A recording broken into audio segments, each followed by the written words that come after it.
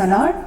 యేసయ్య ఈ లోకానికి ఎందుకు వచ్చారంటే బంధింపబడిన వారిని విడిపించడానికండి. చెరలో ఉన్న వారిని విడిపించడానికి యేసయ్య ఈ లోకానికి వచ్చారు. ఈ లోకంలో అపవాది ఉన్నాడు. వాడు ప్రజలను అనేక రీతిలుగా బంధిస్తూ ఉంటాడు. అనేకమైన పాపపు కట్ల చేత, శాపపు కట్ల చేత పీడింపబడుతున్న ప్రజలను విడిపించడానికి యేసయ్య ఈ లోకానికి వచ్చారు. అనేక మంది రోగాలతో, బాధలతో, అప్పులతో, వ్యసనాలతో ఆ కట్ల నుంచి బయటకు రాలేక, ఆ పరిస్థితుల నుంచి బయటకు రాలేక అనేకమైన బాధలతో, వేదనతో కృంగిపోతూ ఉంటారు కదా. మరి బైబిల్ గ్రంథంలో లూకా సువార్త 13వ అధ్యాయము 10 నుండి 17 వరకు మనం చదువుకుంటే అక్కడ ఒక స్త్రీ కనిపిస్తుందండి. అపవాది ఆమెను ఏ రీతిగా బంధించాడంటే 18 సంవత్సరాలుగా నడవలేని పరిస్థితిలో, నడుము వంగిపోయిన పరిస్థితిలో అపవాది ఆ స్త్రీని బంధించాడంట. ఆమె యేసయ్య మాటలు వినడానికి ఒకరోజు యేసయ్య మాటలు వింటుండగా యేసయ్య ఆమెను పిలిచి, అమ్మ, నీ బలహీనత నుండి నీవు విడుదల పొంది ఉన్నావు అని యేసయ్య చెప్పగానే ఆయన మాటలో స్వస్థత ఉంటుందండి. హల్లెలూయా. ఆమె అలాంటి పరిస్థితుల్లో కూడా దేవుని విడిచిపెట్టలేదు, దేవుని సన్నిధిని విడిచిపెట్టలేదు. దేవుని సన్నిధిలోనే మనకు విడుదల, దేవుని మాటలోనే స్వస్థత. అలాంటి బంధకాల్లో నడుము వంగిపోయి నడవలేని పరిస్థితుల్లో కూడా ఆమె దేవుని సన్నిధికి వచ్చింది. మరి యేసయ్య ఆమెను పిలిచి, అమ్మ, నీ బలహీనత నుంచి నువ్వు విడిపింపబడ్డావు అని చెప్పినప్పుడు వెంటనే ఆమె చక్కగా లేచి నిలబడిందంట. హల్లెలూయా, హల్లెలూయా. మరి మీరు ఏ బంధకాలతో బాధింపబడుతున్నారో, రోగాలతోనా, శాపాలతోనా, పాపపు బంధకాలతో, కన్నీటితో, వేదనతో జీవిస్తున్న మీ జీవితాల్లో యేసయ్య ఈరోజు ఏ మాట ఇస్తున్నాడంటే, అమ్మ, ఆ బలహీనత నుంచి ఇన్ని సంవత్సరాలుగా, ఆమె 18 సంవత్సరాలుగా బాధపడుతుందంట. మీరు ఎన్ని సంవత్సరాలుగా బాధపడుతున్నారు? 20 సంవత్సరాలుగానా, 40 సంవత్సరాలుగా, 1 సంవత్సరమా, ఎన్ని సంవత్సరాలుగా మీరు బాధపడుతున్నా ఆ స్త్రీకి ఆ రోజు విడిపించిన దేవుడే ఈ రోజు కూడా మీ బలహీనత నుంచి విడిపించబోతున్నాడు. హల్లెలూయా.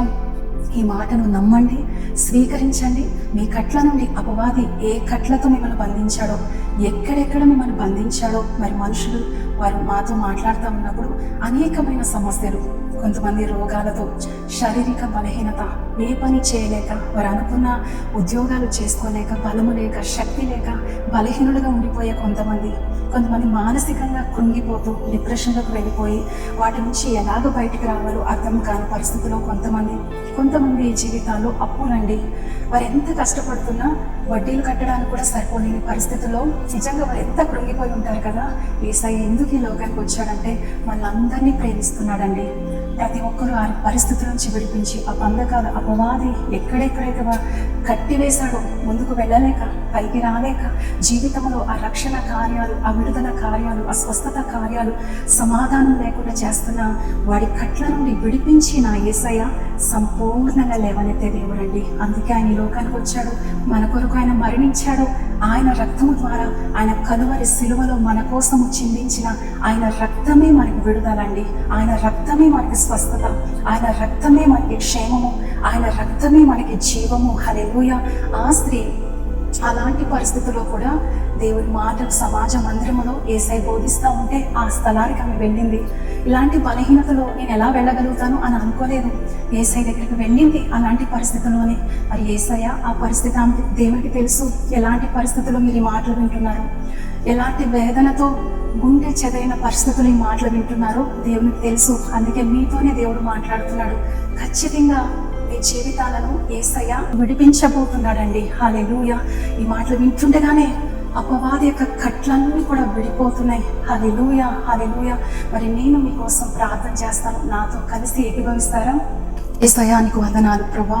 మహాగణుడా, మహోన్నతుడా, సర్వశక్తిమంతుడా, ఎంత మంచి దేవుడు అయ్యా, ఎంత గొప్ప దేవుడు యేసయ్యా.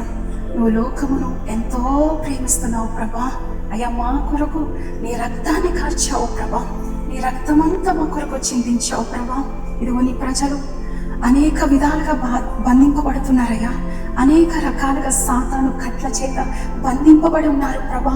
ఆ రోజు ఆ స్త్రీని విడిపించిన దేవా, ఈ మాటలు వింటున్న ప్రతి ఒక్కరూ ఏ కట్లతో ఉన్నారు వారందరినీ కూడా విడిపించు యేసయ్యా. వారందరినీ కూడా లేవనెత్తు ప్రభా. వారందరినీ బాగు చేయమని అడుగుతున్నాను ప్రభా.